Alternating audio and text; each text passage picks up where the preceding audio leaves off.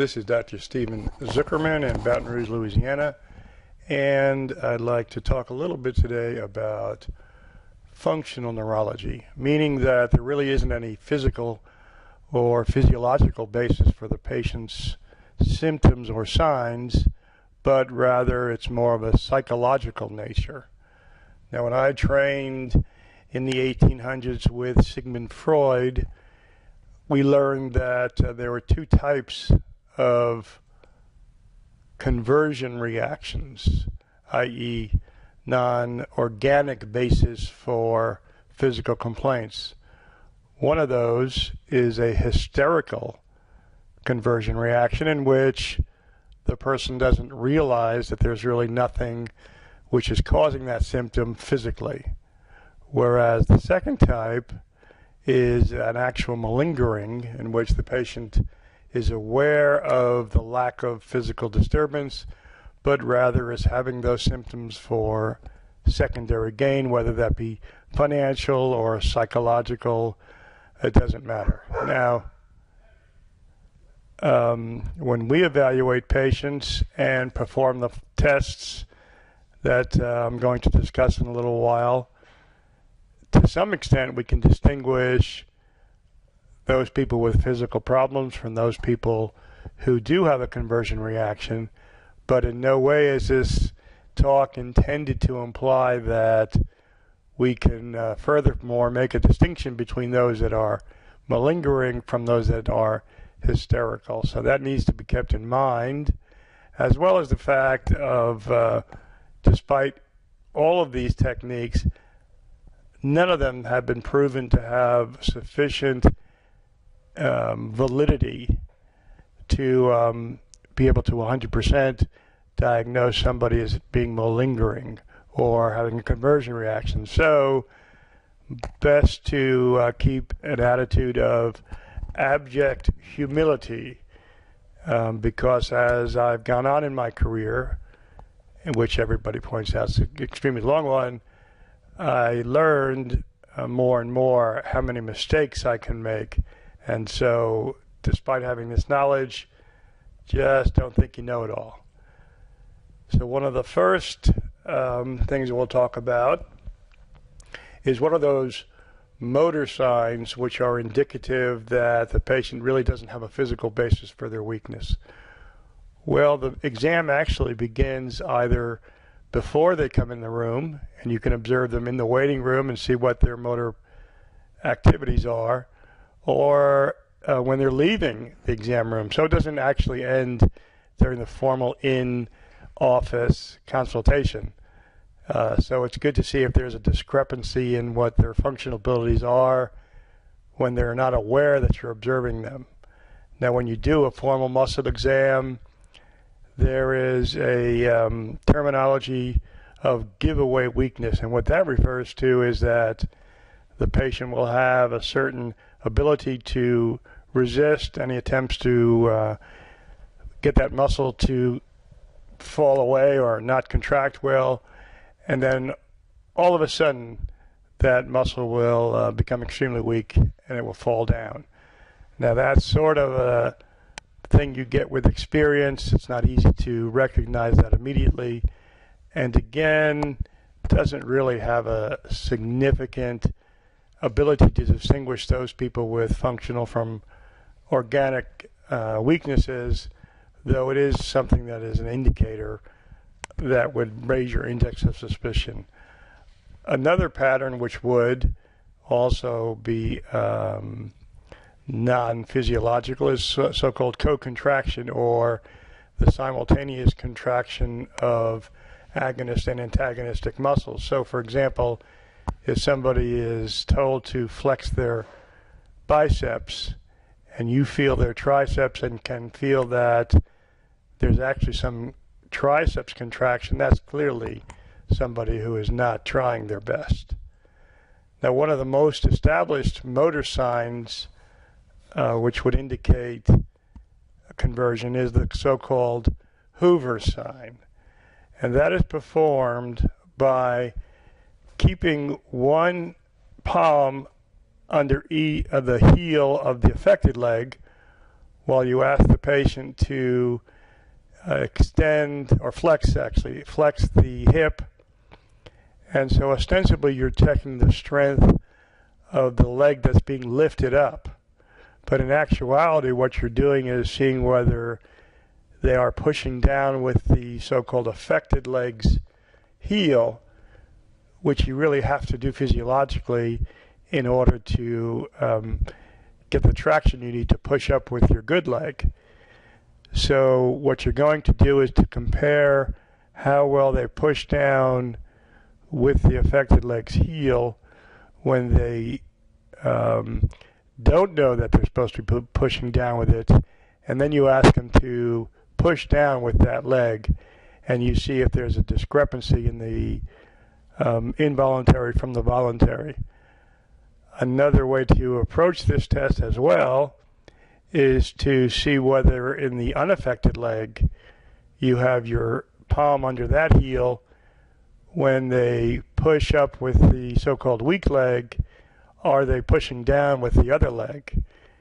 And is there a discrepancy in that leg when it's being used voluntarily and involuntarily? Again, it's not a 100% test. It's probably the most valid test that there is for detecting inconsistent motor reaction. Now there's, again, done in both hip extension and hip flexion. Now another test is the so-called test of the sternocleidomastoid, which, as you know, if there's weakness of the left sternocleidomastoid, the chin won't be able to push to the right.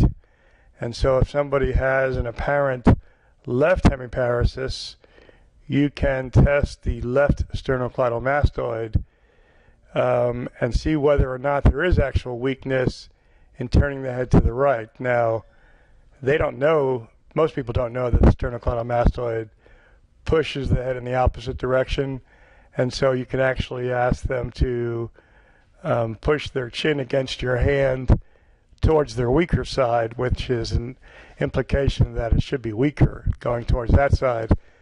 And of course, it should actually be weaker going towards the other side, or not weak at all if there is in fact an upper motor neuron problem, given that the sternocleidomastoid has bilateral innervation.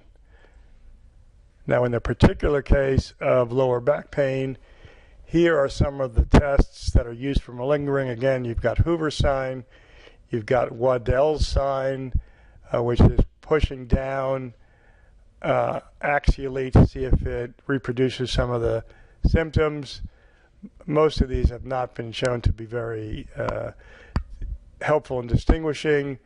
One test that I use is this distraction test, and what I'll do is see if there's a huge discrepancy in straight leg raising positivity. When the patient is lying down flat on the bed, you raise their leg and see at what degree they have severe pain, and then I'll have them sit up and ostensibly either check a Babinski reflex or do a joint position sense.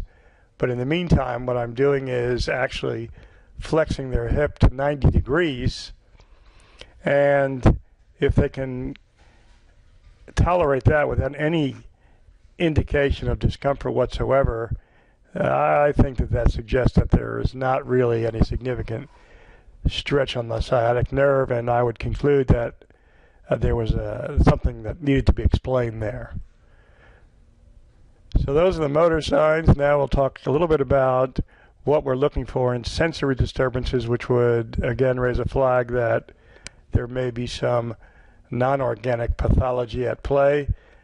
Of course, one would be a non-anatomical distribution of a sensory loss. So if someone complains of numbness in their leg, and there's a strict demarcation of reduction of sensation either at the shoulder itself or at the hip, of course that doesn't conform to any known pattern of dermatome or peripheral nerve distribution.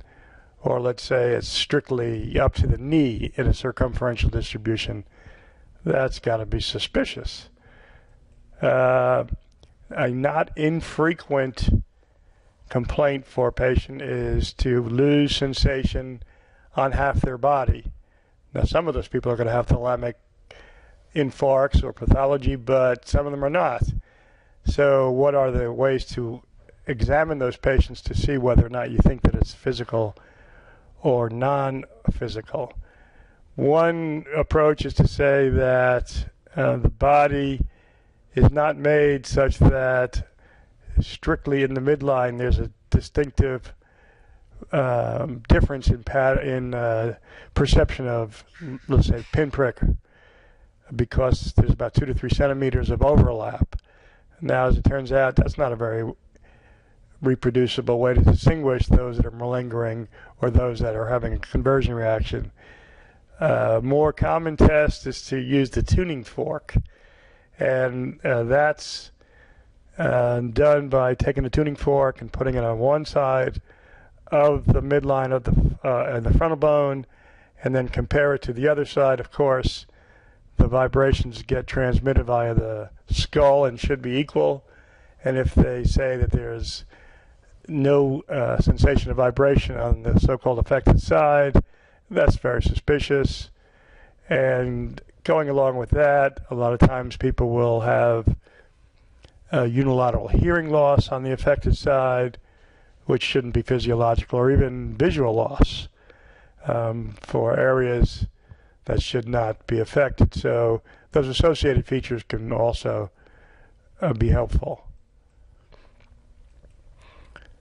And then finally, in the physical exam, there is a particular gait that is described as Astasia Abasia. And basically what that looks like is somebody who is on a tightrope walk and is wobbling to and fro, and it looks like they're going to lose their balance, and then they catch it, and then they may go to the other side. And as it turns out, it's more difficult to do that, and it requires a greater sense of joint position and balance, etc., than it would if there was actually a lesion. And so you have to be able to recognize that kind of a gait.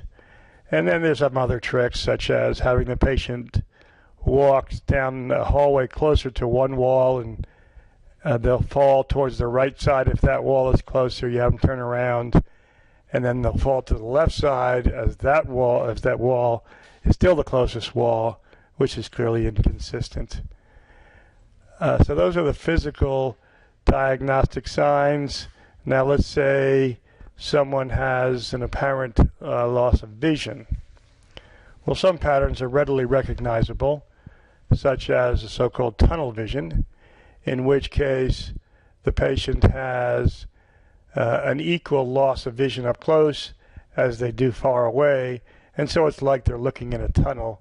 And of course, that's not physiological. You would expect the visual fields to enlarge like a cone, and that's how the visual loss would be present if there was one. Another pattern that to me is suspicious is monocular diplopia, meaning that if they cover one eye, they still see two objects. Now, of course, there are some rare ocular pathologies which can cause monocular diplopia, though in the neurological setting, it would be extremely impossible to have that on a brain basis. Now, there is a great YouTube video, which I have on here, by Dr. Timothy Root, 20 exam tricks for tricky eye patients, and I highly recommended that you look that YouTube video up, or it will be available as this gets posted. And then, since we're on the subject of non-physiological events that neurologists tend to evaluate, we have seizures. And if someone has generalized tonic-clonic seizures, there have been certain characteristics of those seizures that have been proven to be indicative that they are not physiological events. One of those would be side-to-side movements of the head. There's nowhere in the brain that activation can cause that pattern pattern of movements. Interestingly enough, only patients with psychogenic events close their eyes during the ictus. Epileptic events keep their eyes open during the whole time, and here is the reference for that. Certainly movements that are out of phase. So if one leg's going up and the other leg's going down, not an epileptic event, not a seizure. And there isn't any representation in the brain during activation which can cause either pelvic thrusts or arching. And so if those behaviors and motor activities are noticed or recorded, again, very diagnostic that it's a non-physiological event. And as it turns out, the observation that people who have very loud, stertorous breathing after their ictal event are also not having a physiological event. So that's a brief overview of some of the techniques that we can use. It's actually been estimated that fully 1/3 of patients that are referred to a neurology outpatient clinic do not have a physical basis for their complaints. And so we're in the field of recognizing those, which after some experience neurologists are pretty good at. But again, you have to keep in mind that we do not have 100% accuracy. And furthermore, patients who do have functional complaints can also have organic ones. So just because you've detected what you believe to be is a non-physiological reaction doesn't mean there's not also organic pathology. So that's all I've got to say on the subject, and thanks for listening. Bye-bye.